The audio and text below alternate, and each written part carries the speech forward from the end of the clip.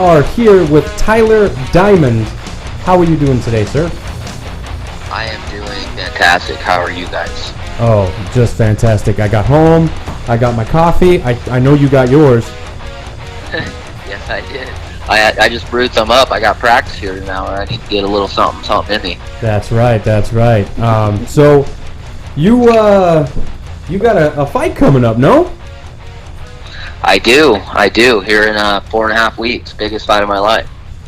Well, let's go ahead and talk about that. Let's start there, okay? Because I want to touch on a variety of topics, but I want to start with your next fight because that's what's in the immediate future. Barbosa is the name, right? Correct. Okay, now talk to me about this guy. What does he bring to the table that we need to keep an eye on? Man, you know what? He is a tough young kid from Brazil. He's got excellent striking, real crisp, straight punches. He's got a karate base, so he's got a real good awareness of his range, when he's in danger, when he's not.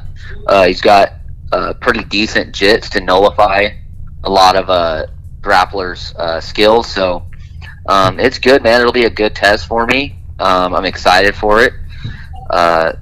But yeah, ultimately, I truly believe I have everything it takes to beat this guy anywhere. Okay, now where are you better than him? I feel like I am definitely better than him in the grappling department. And I would say as long as I stay calm and composed, which I've been working on heavily this year, I'm better at striking as well. The only way he'll be better at striking than me is if I allow him to dictate the pace and dictate the space. But as long as I'm all the way in, all the way out, or I kind of dictate what goes on there, I'll look like the better striker. Okay, and I've become accustomed to Tyler Diamond fights being all-out wars. You know what I mean? Yeah. You've kind of... Yeah, unfortunately so.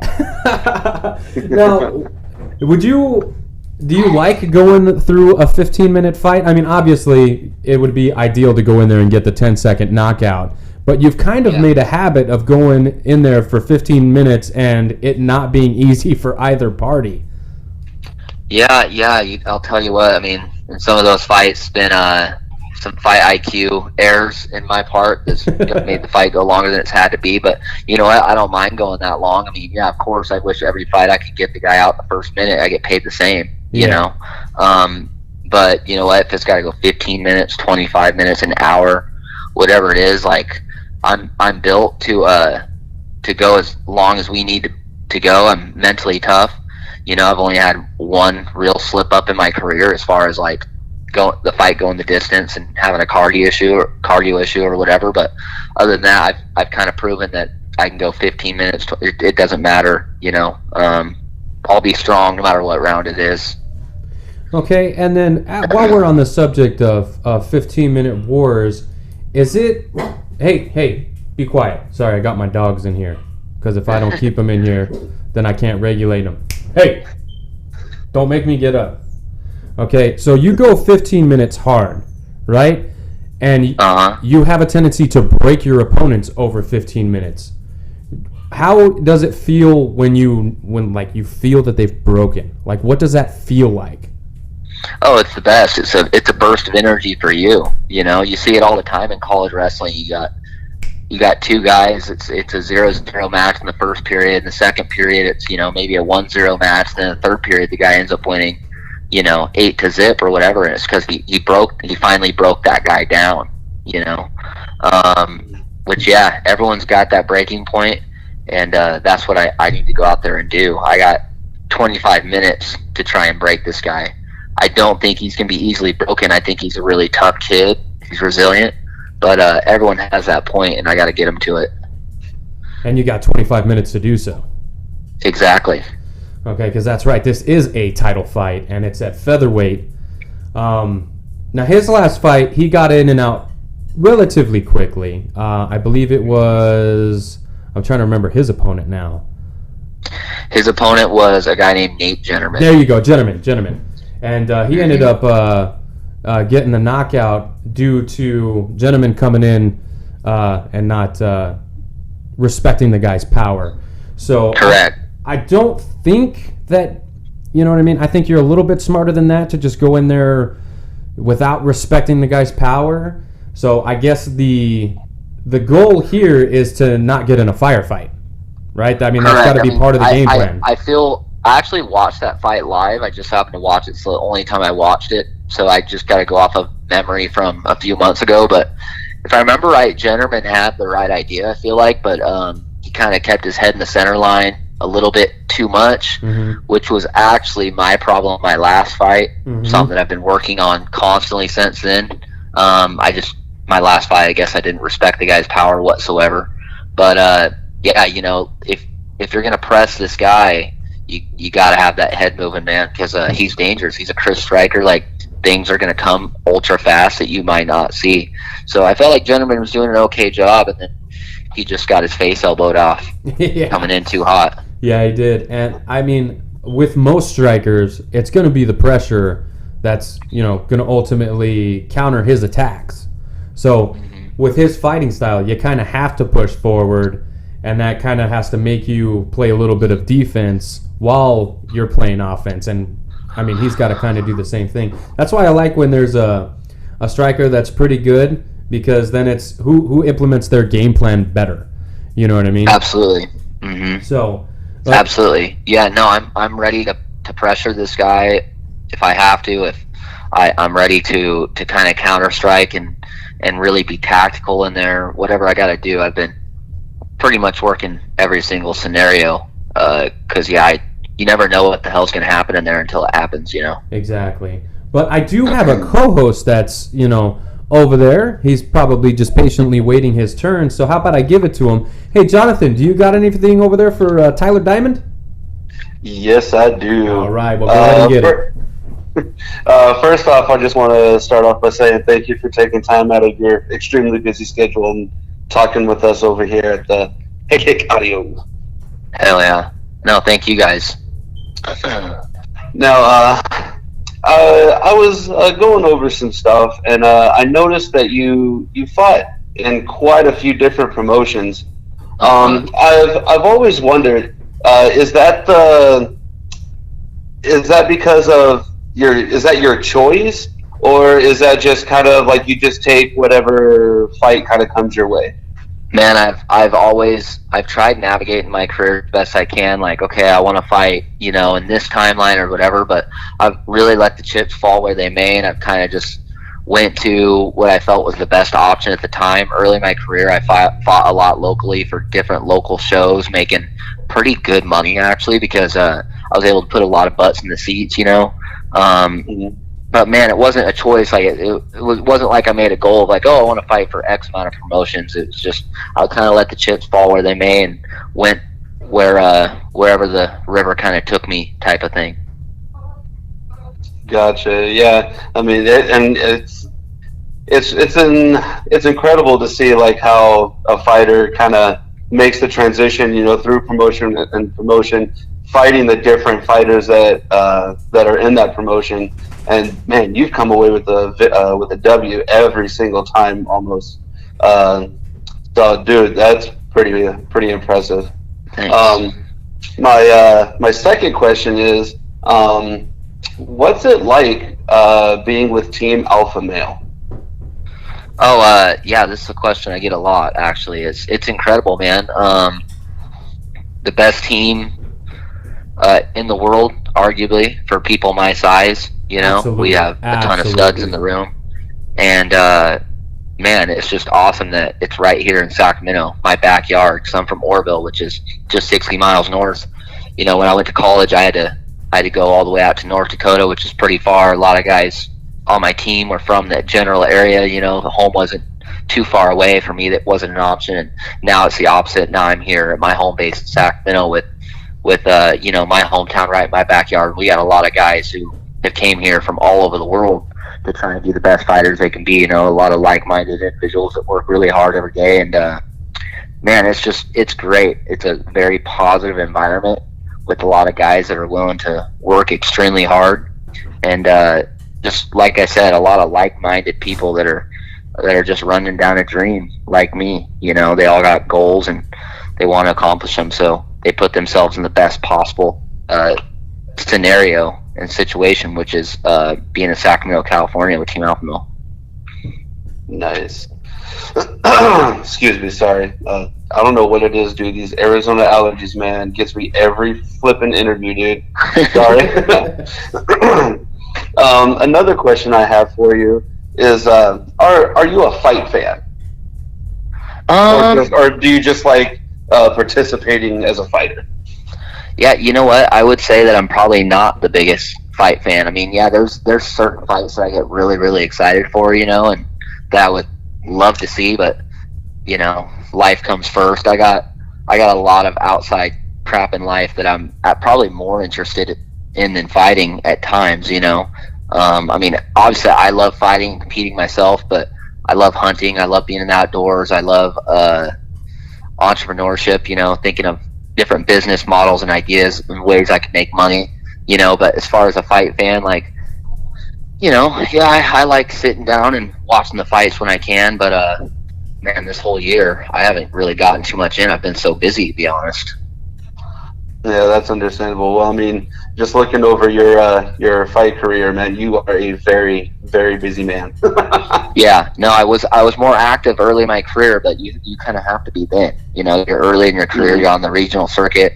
I haven't been as active as I'd want to be the last 2 years, you know, but that's just kind of how it works when you get more fights into your career. They just start spreading out a little bit more, you know. The every fight is more crucial, you know, and then yeah, and like I said, I've just been busier than heck with outside life stuff as well, so that can kind of get in the way at times. Gotcha. And that actually kind of is a good segue into my signature question I like to ask all the fighters. You know, I like to hang out with family, play some video games, and, you know, from time to time and stuff like that. Now, aside from like the hunting and stuff that you had mentioned before, what do you like to do in your spare time when you're not getting ready for a fight?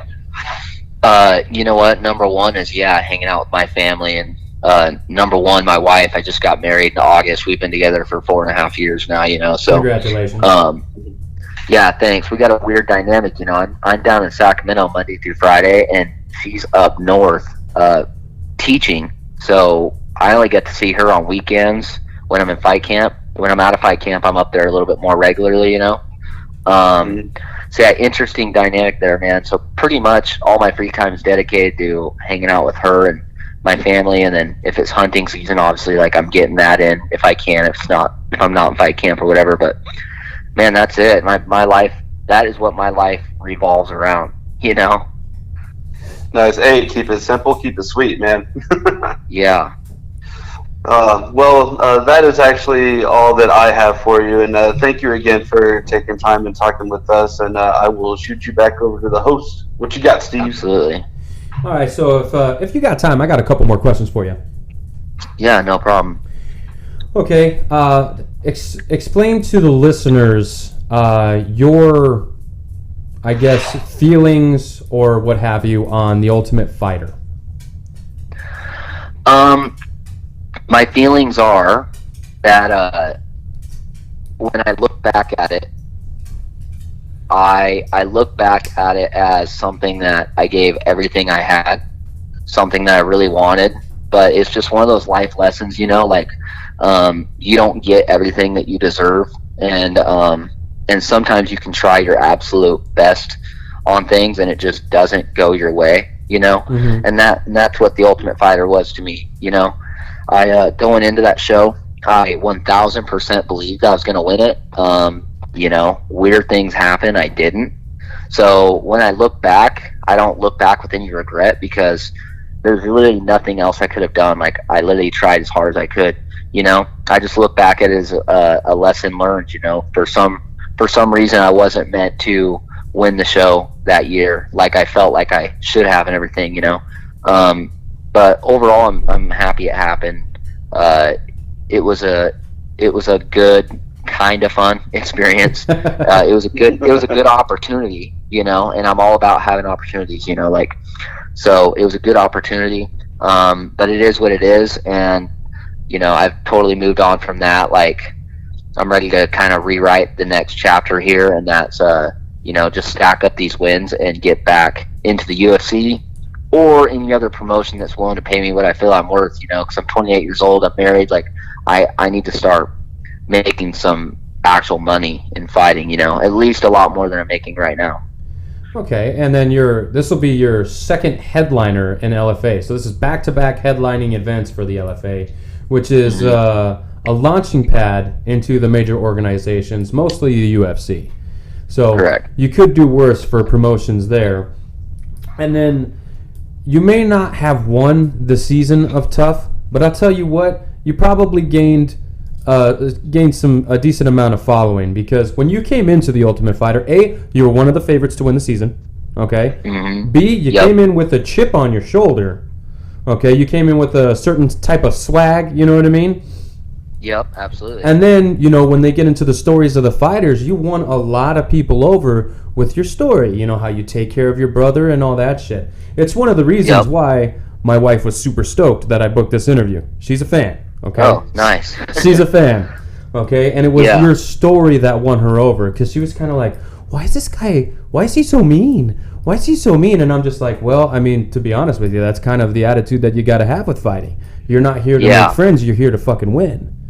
You know? Absolutely. Yeah. But it was your story that won a lot of people over, I feel. And, I'm not one of those guys that really worries about attitudes too much, but it was definitely your story that was like, okay, this is a guy that I can get behind.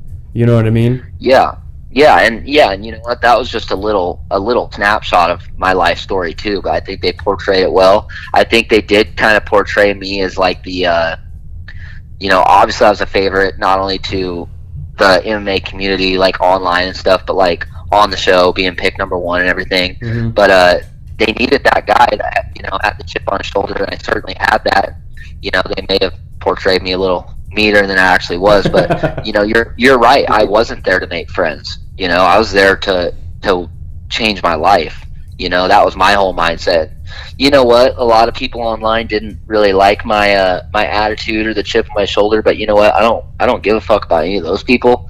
Like it really is, like you said, the attitude that you have to have if you want to compete at this level, and when you really think that you're the best, that's how you should be. And I'll tell you what, had I won the show, I would have been like a semi like Conor McGregor effect. Like a few years ago, he called his shots and he had that chip on his shoulder, and everything he said he backed up. It would have been to a very smaller, slight, similar degree in a sense. Like people would have actually been like, oh, there's a reason why he act like that. But the reason why I act like that, like I said and already touched on, is I really felt like I was going to win, and you do have to have that attitude if you want to compete at this level. Exactly. I mean, and it's just kind of like, it's a fighting thing that only true fight fans or other fighters are going to understand. So that's why I said it didn't really it's hard for a fighter to brush me the wrong way unless they're on a Conor McGregor charisma without a Conor McGregor streak. You know what I'm saying? Because before he became a borderline joke, he was putting shit together. He was putting wins together, and he, like you said, he was calling his shots and he was backing it up. Yeah. So, like I said, it's kind of like a stay in your lane or back it up kind of thing for me. So I understand it and I get it. But I will tell you right now, I was so fucking bummed when the UFC went to Sacramento. Okay, I follow you on social media. Okay, so I know you were trying to get on that card, something fierce. I can't believe that they didn't put you on there, man.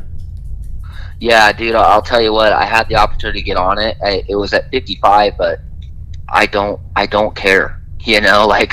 I think everyone's well aware that I'll fight in whatever weight I have to get back in, which most fighters will, to be honest. But I feel like I do deserve another chance. I mean, I lost a controversial decision, and I never got a second shot. Almost everyone at least gets a second UFC fight. I didn't have that luxury, and I just beat an undefeated guy in May. So when I heard there was a fallout at 55, I put my name in the hat, and I was trying to do whatever I could to get that fight. A lot of logistics in the background happened, and they ended up just booking that fighter for a later date. But I was in discussion for possibly getting it. and it came close to happening, I guess, but it didn't. So Are you allowed it's to say disappointing. who? Yeah, it was going to be against Jakar Close, Mm. who is a big man. and tough 55er. But you know what? I don't give a fuck. Like, he wrestled, I wrestled. He has heavy hands, I have heavy hands. You know, and back then I was actually the size of a 55er, muscle wise. You know, like I was a little bigger. I had just gotten back from vacay, but I never was out of shape per se. You know, I stay in relatively good shape year round. You know, I don't get chubby, or, you know, I'm not a couch potato. You know, if I'm not training, I'm doing manual labor, you know, so I was in good shape. I would have showed up and fought my ass off, that's for sure. Well, you're just like the rest of the alpha male guys, because I don't think they train for seasons. I think they train year round. Yeah, no, it's in MMA. There's not an off season. You know what I mean? If you're really serious and you're a true professional, you're hitting the ground running. 365 days a year. You know, there's times where you hit it harder than others, of course, but man, it's hard to differentiate when you're in fight camp and when you're not, with our team, just because if you show up to all the practices we have during the day, like, I'm sorry, that's fight camp. You know, like, if you show up, you're in fight camp. Like, it's tough. It's a tough room, you know. Well, like I said, I'm super bummed that you didn't get on the card, because the card could have used the boost. I feel that card was definitely not as stacked as it could have been, and I think a little bit of diamond on there would have helped out a bunch. Now, I know you don't have an exact number, but how many asses do you put in no seats on the regular? I could guarantee at the lowest amount that about 500 people would have came. 500 extra people. I can guarantee that. So I think that would have more than paid for my fight purse, you know? Yeah. But I don't know. Man. There's a lot more things that go on behind the scenes that I think that I may even not realize, you know? Yeah. So it is what it is. But yeah, I mean, certainly I think it was a slight missed opportunity for the UFC to line their pockets a tiny bit more. And then obviously it's a missed opportunity for me, you know, like I wish I could have scrapped, you know. Yeah, and against a guy like Jakar Close, that would have been super fucking fun. Yeah, no, it would have been. I was super excited for it. Like, you know, I don't know, they asked me and I had zero hesitation. You know, sometimes guys will get asked, hey, you want a short notice fight? And they're like, you know, let me think about it. Like, I didn't hesitate one bit, you know. Like, I was ready right then and there. So it is what it is, though.